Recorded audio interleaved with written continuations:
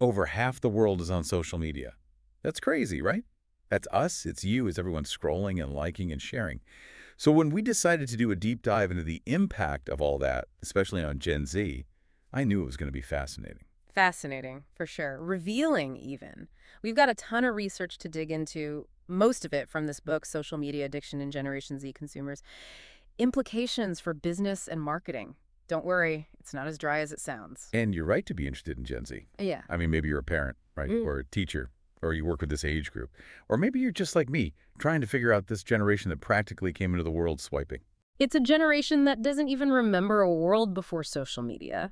That's wild when you think about it. And it brings up some big questions, especially with what we've learned from stuff like, you know, The Social Dilemma, that documentary. Like, we're all paying a price for this always connected life, but Gen Z might be facing the steepest one. And that's what I want to get into, because this book isn't just another social media's bad lecture. Yeah. It gets into the specifics, how Gen Z actually uses social media, what makes some of them more likely to get addicted, the consequences. And it's not just like feeling a little sad, it's deeper than that. Exactly. So we're here to break it all down, pull out the most important parts, help you understand why you should care.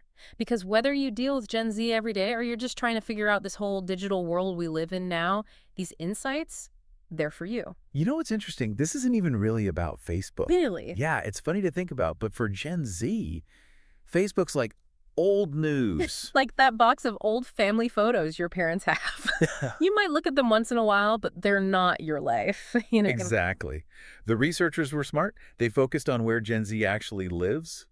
Online, Instagram, TikTok, Twitter, those are the big ones. Even with that, though, they had to draw the line somewhere, right? Totally. Because remember, this is about addiction, not just Correct. like being online a lot. So as much as YouTube and WhatsApp came up, they had to leave them out. Yeah, that makes sense. YouTube with the tutorials and all that. Yeah. It feels different. And WhatsApp, we all use it, but it's more like texting, right? Not that same public social media thing. Right. It's about those platforms that are designed for that constant sharing and feedback and all that.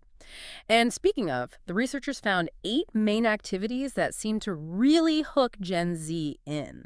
This is where it gets juicy. Okay, so give it to me straight. No bullet points here. What are we talking about? It's cool you see these activities, and it's like a window into Gen Z's whole worldview, Like, they use social media for information, but not how you and I might. Not reading long articles or anything. Yeah, it's more like that constant stream of what's up, both big and small, right? Exactly. One person said they were glued to Twitter during some political thing overseas because, like, their family was involved, so it was their way to stay updated.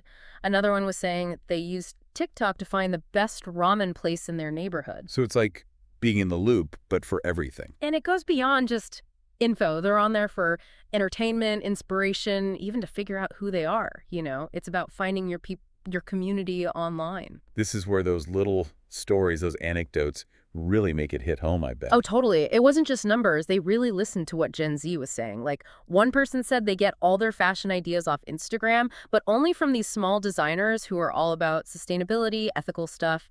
Another was saying TikTok was how he connected with other people who are way into retro video games. It's like your digital tribe or something. Yeah, and that desire to connect, it's huge. You see Gen Z's values there, being real, being part of something. They're not just watching, they're in it, And social media is how they do it. But not everyone who uses social media gets addicted. So what makes some Gen Z more vulnerable? So not every notification sends Gen Z spiraling, right? What's the difference between someone who's just really into their online life and someone who's like full-blown addicted? That's the question, isn't it? Well, And the research actually breaks it down into 3 main areas, 3 pieces of the puzzle. Each one is kind of complicated on its own. okay, so walk me through it. What's the first one? First one they call psychopathology. Whoa, okay, big word. We're not labeling all Gen Z with some disorder, are we? No, not at all. It's more like there are certain traits, ways people are wired that might already make them more likely to get addicted to anything.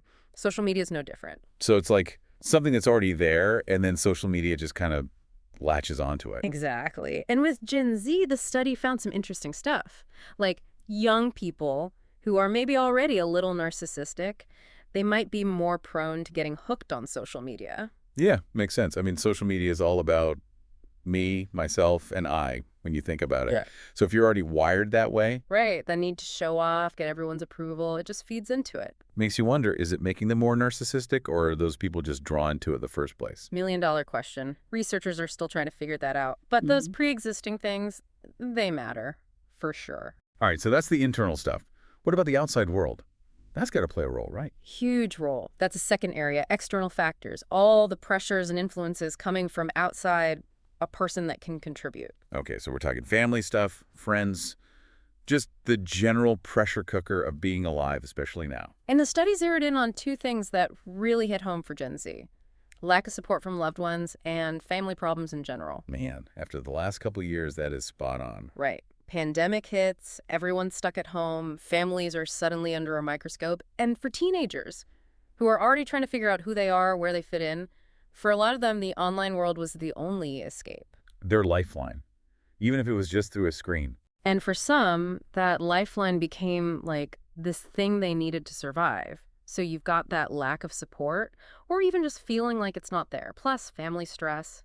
Perfect storm for addiction. So we've got what's going on inside a person, what's happening around them.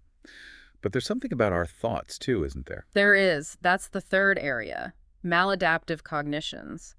Basically, it's the ways we think, the beliefs we have that can lead us down unhealthy paths. And they're often driving the addiction without us even realizing it. Can you give me an example? What does that look like with social media? You know that feeling? FOMO. Fear of missing out. Oh, tell me about it. And social media is like FOMO central. Right. But for some people, it's not just a little feeling. It's this huge anxiety. Like they have to be on there, checking, comparing, needing those likes to feel good. So that anxiety, it's basically what's making them use social media so much. And the more they do it, the harder it gets to stop. It's a loop, you know? So you've got these three things. Yeah. Internal stuff, external pressure, and then the way we think just keeps us hooked. It's like a recipe for disaster. And the worst part, a lot of social media platforms are built to take advantage of that. Think about the social dilemma. They're designed to keep you scrolling, give you those little dopamine hits, make you feel like you can't log off. It's cynical, but it's like they crack the code of how our brains work and then build something that preys on it. Right. And then you put that together with how vulnerable Gen Z already is. Yeah. No wonder social media addiction is such a big deal. So we've talked about what causes it. But what about what happens because of it? What are the consequences of all this? Well, the study found it impacts pretty much every part of a young person's life. And what really got to me was how the people in the study talked about it, like in their own words. Like what? Give me an example. One guy, a college student, said Instagram basically wrecked his life. He was so busy scrolling, comparing himself to everyone else, trying to be this perfect version of himself online, that he completely let his grades go. Started skipping class, the whole 9 yards, ended up flunking out. Ugh, that's rough. Yeah. It's real stuff. Yeah. You know, it's not just about wasting time on your phone. Yeah. This is life-changing stuff. It really is, and it goes way beyond school.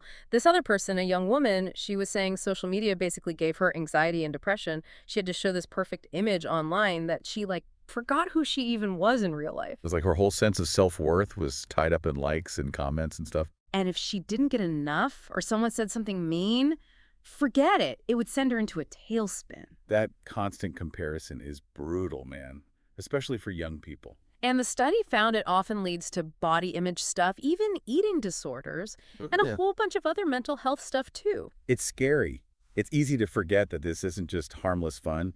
It can really mess you up. And it's not just our minds. The study found this can even affect you physically. Really? How? Well, think about it. You're staring at that blue light all day and night. It messes with your sleep, so now you're tired all the time, which can lead to a bunch of other problems. Plus, you're probably not moving around as much when you're glued to your phone. That can cause weight gain, heart problems, all sorts of things. It's like one thing leads to another and another. And that's why it's so important to know the signs, and to get help if you need it. This is a big, complicated issue. There's no easy answer. But if we understand what causes it, what it can do to us, and how these platforms are designed to keep us hooked, then we can start to have a healthier relationship with them. So where do we go from here? What can people listening do, especially those who are dealing with Gen Z every day? Honestly, I think it starts with knowledge. We've got to teach ourselves and our young people about how this can go wrong. And it's not about being anti-technology or never going online. No, it's about finding that balance. Exactly. Healthy boundaries, like setting time limits for social media, really paying attention to what we're looking at online, and making sure we're prioritizing real-life connections, too. And maybe more importantly, making it okay to ask for help if you need it, Yeah. right? 100%. This isn't about being weak, it's a real thing. And Yep. just like with any addiction, you need support to get through it. This has been eye-opening, really. We've covered how Gen Z uses social media differently, what makes them vulnerable, and how serious the consequences can be. And even though we focused on Gen Z, it's important to remember that this can happen to anyone. It's not just a young person problem. It's a human problem. Exactly. So as we all try to navigate this world that's only getting more digital, just remember to be mindful. Be aware of the risks. And always, always put your well-being first, both online and off. Couldn't have said it better myself. Mm. That's all the time we have for today's deep dive, but we'll leave you with this. Think about how social media plays a role in your life. Are you using it, or is it using you?